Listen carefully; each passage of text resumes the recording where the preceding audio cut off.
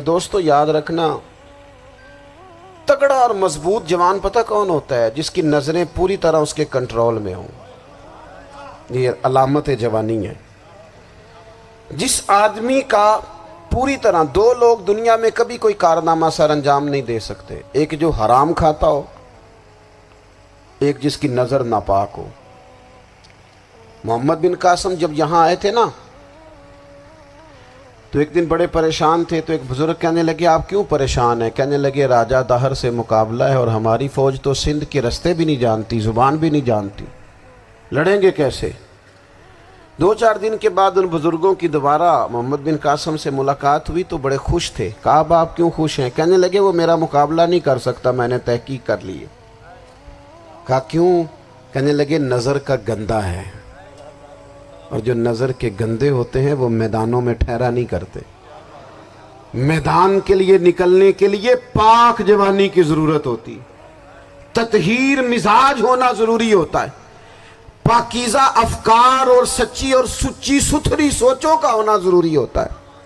اس لیے فرمایا کہ میرا مقابلہ نہیں کر سکتا۔ حضرت عبداللہ ابن حذافہ کمرے میں تھے تو وزیر کی بیٹی اندر سجی سنوری پہنچ گئی۔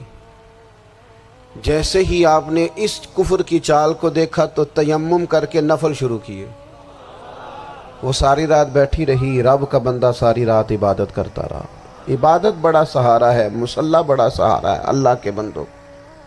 صبح دروازہ کھولا، وزیر نے اپنی بچی سے پوچھنا چاہتا تھا رزلٹ کیا نکلا، تو وہ کہنے لگی پیچھے ہٹ جا، اب تیرا میرا تعلق کوئی نہیں، میں نے نبی پاک کا کلمہ پڑھ لیا۔ اس نے کہا میں نے بھی زمانہ دیکھا ہے، پر یہ کیا لوگ ہیں، کستوری کے بنے ہوئے، سندل سے دھلے ہوئے، کہ میں ساری رات کمرے میں رہی اور 100 اور 1000 آدمی جس جوان کا مقابلہ نہ کر سکے، اتنا طاقتور جوان کمرے میں رہا اور اسے نظر اٹھا کے نہ دیکھا۔ او کچا رنگے للاری والا جڑا چڑھ دا تے لیندا رہندا ہے، اے عشق تیرے دا رنگ محمد چڑھیا پھر نہیں لیندا۔ میں کہا ایک دفعہ نظر اٹھا کے نہیں دیکھا، کمال ہو گئی۔ اتنے بڑے لوگ، اتنی بڑی سعادت مندی، فیروز بختی، معاملہ فہمی حد ہو گئی۔ اللہ اکبر۔ دوستو بادشاہ جب پوری طرح ہار گیا نا، اس نے کہا مار دو۔ تیل گرم کیا ایک کڑاہی میں، اور جب آپ کو اس میں ڈالنے لگے تو آپ کی آنکھوں میں آنسو آ گئے۔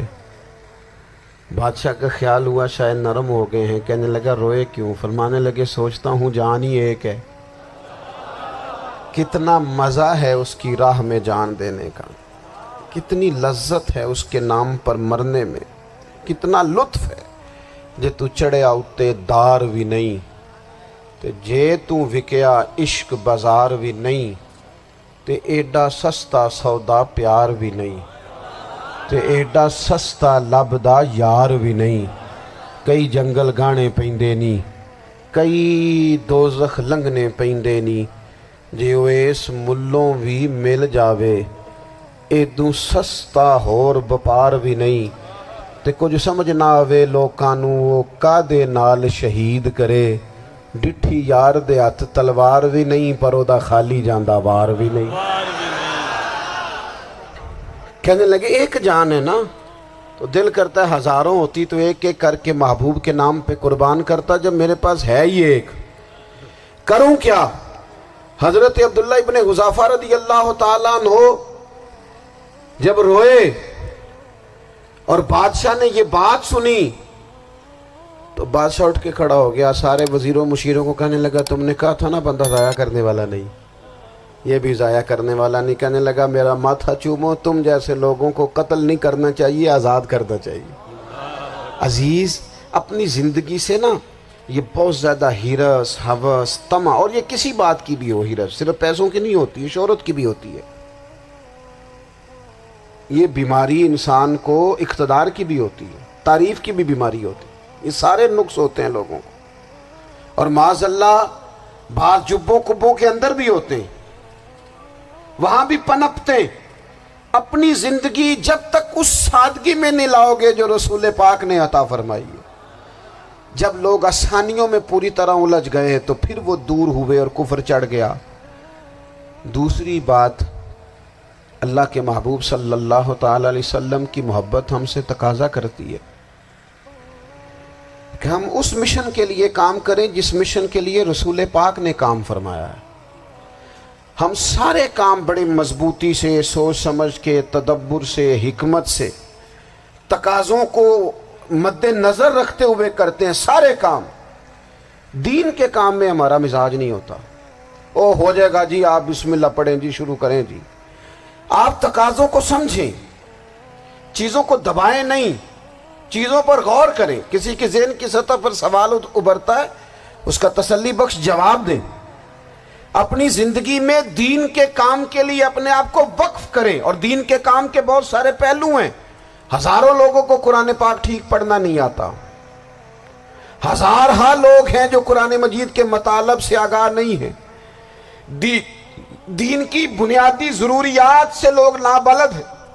میں آپ کو کس طرح یہ بات سمجھاؤں کہ ہزاروں کی تعداد میں طلاقیں اس لیے ہوتی ہیں کہ مردوں کو طلاق کے مسئلے نہیں آتے، انہیں پتہ نہیں ہے کہ مجھے حقوق زوجین کے معاملے میں کیسے چلنا ہے۔ ڈھیر سارے گھروں میں تباہی اس لیے ہے کہ تربیت اولاد کا دینی منہج ہمیں نہیں پتا۔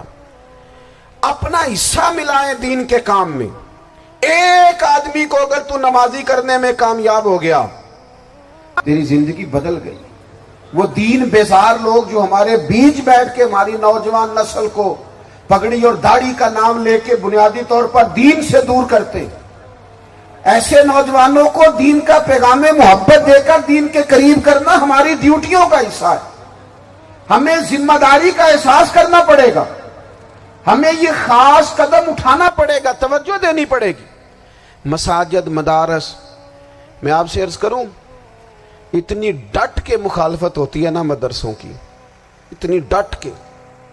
میں ادارہ چلاتا ہوں، اس کے چلانے میں جو مشکلات ہیں وہ تو ہم بتا نہیں سکتے آپ کو، اس لیے کہ میری قوم، میرا اس قوم سے تعلق ہے جو نعت خواں امیر کرنا چاہتی ہے، مدرسے نہیں۔ ہاں، نقیب خطیب پیدا کرنا چاہتی ہے، شعر و شاعری کی زندگی کو پروان چڑھانا چاہتی ہے۔ فقط ہمارا ان لوگوں سے تعلق ہے جو لاکھوں کروڑوں روپیہ محافل پہ لگائیں گے، اور قاری صاحب بیچارے اگر مسجد کا کوئی ہونے والا کام کسی وقت بتا دیں گے تو وہ بڑی مشکل آ جائے گی ان کے لیے۔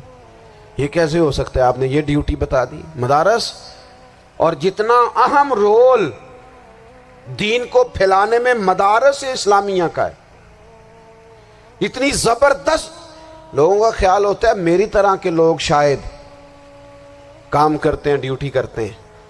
یہ 10-15 لوگ آپ کو نظر آتے ہیں جو آپ کو کہیں میڈیا پر یا ادھر ادھر ڈیوٹی کرتے، مخلص لوگ اپنی جگہ پہ، وہ بھی بڑا ہی کام کر رہے ہیں، جو میڈیا پہ آ کے بھی اخلاص سے اور درد دل سے کو دین کی، ان کی بھی کسی بات کی حوصلہ شکنی نہیں۔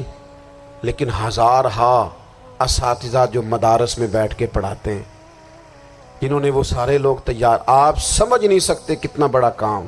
حفظ کا استاد جو ہوتا ہے نا، اس کی ڈیوٹی 24 گھنٹے ہوتی ہے، فجر سے پہلے، اور اس نے بچوں کو اٹھانا ہے۔ تنخواہ تو ہم انہیں دینا نہیں نہ چاہتے جی، تنخواہ نہیں دی انہوں نے، ہمیں مولوی امیر نہ ہو جانا۔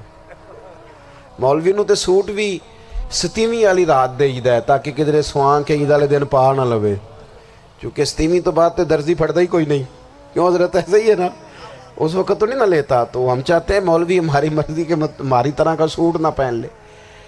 مدارس کی مضبوطی آپ یہ دیکھ لیں، یہ صلاح الدین ایوبی کا تعلق بھلا کس چیز سے تھا؟